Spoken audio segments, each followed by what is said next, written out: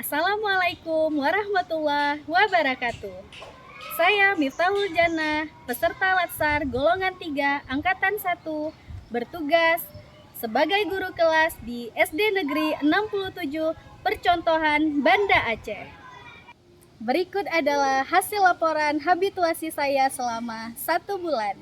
Selamat menyaksikan.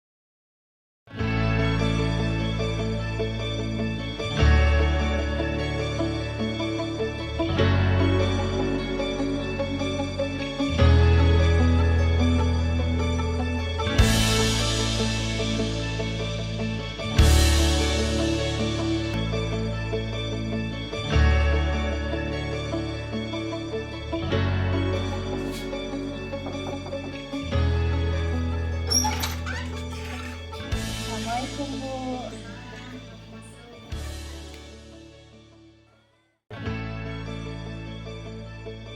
Konsultasi dengan mentor tentang rencana pelaksanaan kegiatan. Kegiatan ini terkait dengan manajemen ASN, yaitu kode etik dan perilaku ASN, Smart ASN, Digital Culture.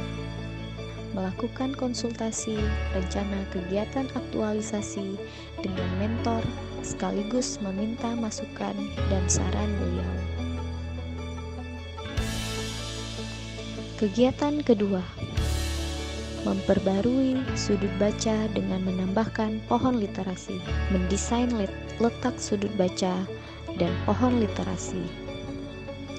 Kemudian saya menyiapkan bahan dan alat yang akan digunakan untuk memperbaharui sudut baca dan membuat pohon literasi, menempelkan pohon literasi yang sudah didesain dan memasang rak buku, menyiapkan dan meletakkan buku literatur berupa cerita fiksi dan non-fiksi.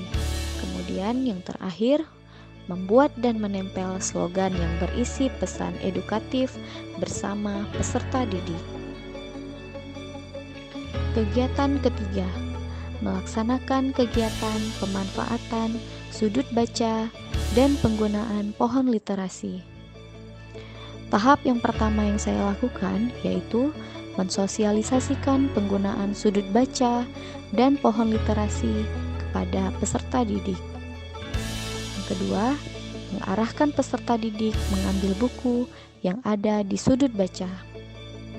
Yang ketiga, mengajak dan membimbing peserta didik untuk membaca dan memahami isi teks bacaan setiap hari 15 menit sebelum pembelajaran dimulai.